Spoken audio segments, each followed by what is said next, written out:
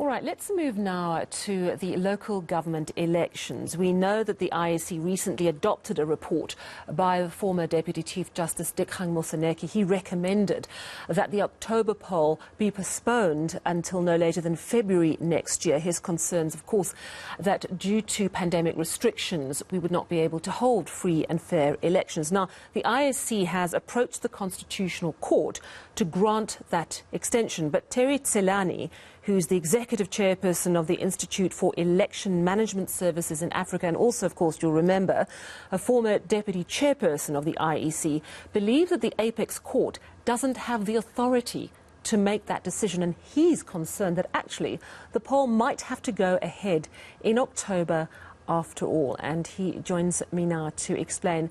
Mr. Tselane, thank you so much for your time this evening. Now, you have tweeted a message saying you believe that the process of making this decision about the local government elections postponement is flawed in law and in process. What do you mean exactly? Thank you very much for having me.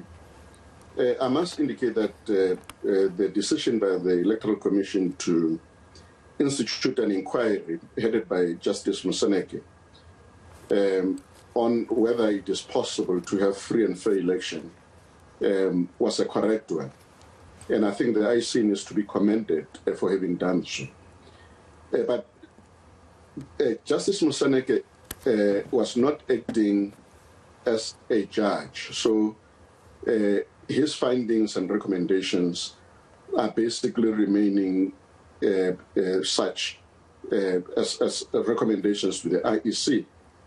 And also he was not working as a legal advisor of the IEC. The IEC needed to take this information through to a legal process and make sure that they arrive at a decision and a process that would actually be able to achieve a desired result. Now, here is the first hurdle that the IEC would have to go through. The first one is that probably the Constitutional Court will inform the IEC that its role is to interpret the law and the application thereof, and therefore cannot amend any piece of legislation or the Constitution. So if they wanted to change the Constitution or the amendment, in this case we are referring to Section 159 of the Constitution, the IEC should have approached the lawmakers, which is Parliament.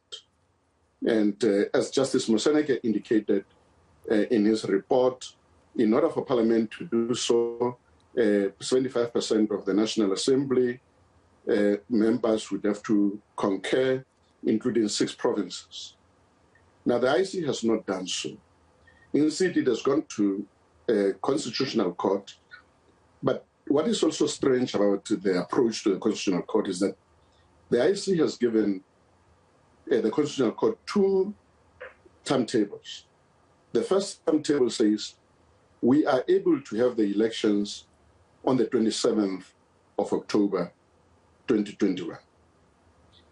But our preference is that these elections must happen in February, as per the report of Justice Moseneke. So in my opinion, the 2 timetables, one for February and one for October, basically cancel each other. So the IEC is going to the Constitutional Court and saying, we think we have the capacity to have the elections on the 27th of October. And then here are the things that we will do in order to be able to arrive at, a decision, or rather at having the elections on the 27th of October. The Constitutional Court will...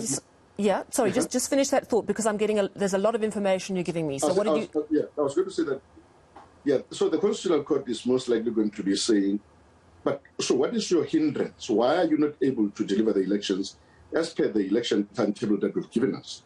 Because you are telling us that you are able to deliver the elections on the 27th of October. Yes, but we also know that Dikgang Moseneke said that he's really concerned we can't have free and fair elections because of the restrictions around gatherings. So surely that's an important argument. I'm trying to understand if you think they've gone to the wrong place to get the elections postponed. In other words, they should have gone to Parliament rather than the Constitutional Court, or whether you think their argument is flawed, or both. They should have gone to Parliament. And then remember that even though Justice Moseneke was making these recommendations, as I indicated, he's not a legal advisor of the IEC. The IEC was supposed to take this information, look at it, and see what aspect of it can actually take forward, and then how it can amend certain sections in order to make a very viable constitutional case to the Constitutional Court. So if you just take that information as is, it is probably not going to fly at the level of the Constitutional Court. There are certain things that are supposed to have taken place. As I've indicated, one of those things is that IEC is saying it can have the elections on the 27th of October, in spite of the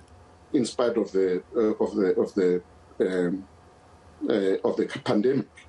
So, what is the problem that the IEC has in terms of having the elections? So they will say the pandemic and the social gatherings and political gatherings. But is it the IEC's mandate to have political gatherings before an election?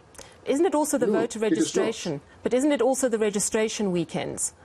And the fact that people might be Yeah. I mean, I think the concern is that people are not going to turn out for the poll either, and not going to turn up for registration because they're concerned about being in group settings. But we don't know that. And the fact that we've got 25 million people already registered, we have a very credible voters' roll. And therefore, that voters' roll is still credible. But besides, the IEC has given the electorate an opportunity to register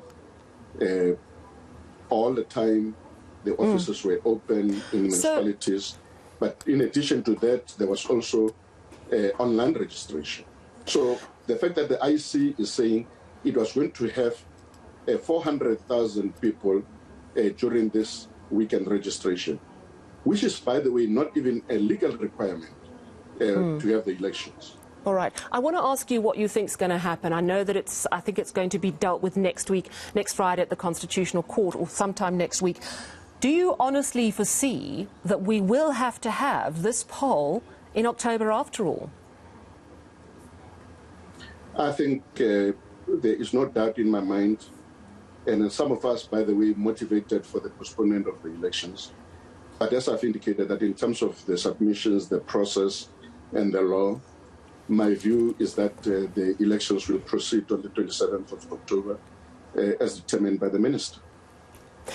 Do you think that if they go ahead, as you predict they might have to, it could leave them open to legal challenge if the voter turnout's really low?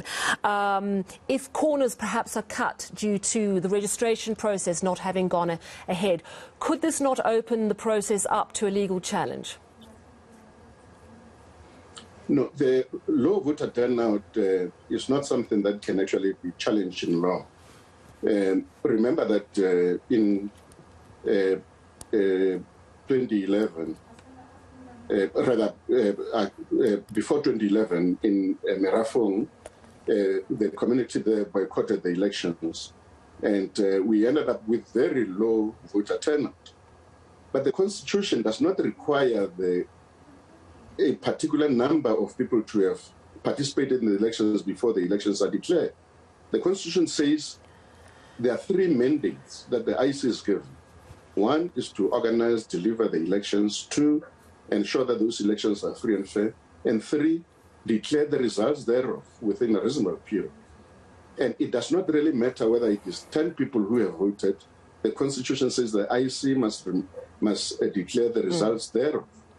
So, in terms of the voter turnout, it cannot be challenged. However, political parties have got a right to challenge this on the basis that they were not able to do things that they're supposed to have done, including having rallies or gatherings So they can interdict the process, or alternatively, after the results of the elections have been declared, they can go to the Constitutional Court and motivate why they believe that the elections have got to be nullified on the basis that they were not able to do certain things. But IEC can't speak on behalf of the political parties. I hear you. It can only speak in relation to its electoral operations. Terry Tselane, this is fascinating, and I'm sure that we're going to have you on in the coming week as this matter comes to the Constitutional Court. But you have a wealth of experience. If you say that this election might have to go ahead after all, that is certainly pause for thought. Terry Tselane, and of course he is the former Deputy Vice Head of the IEC.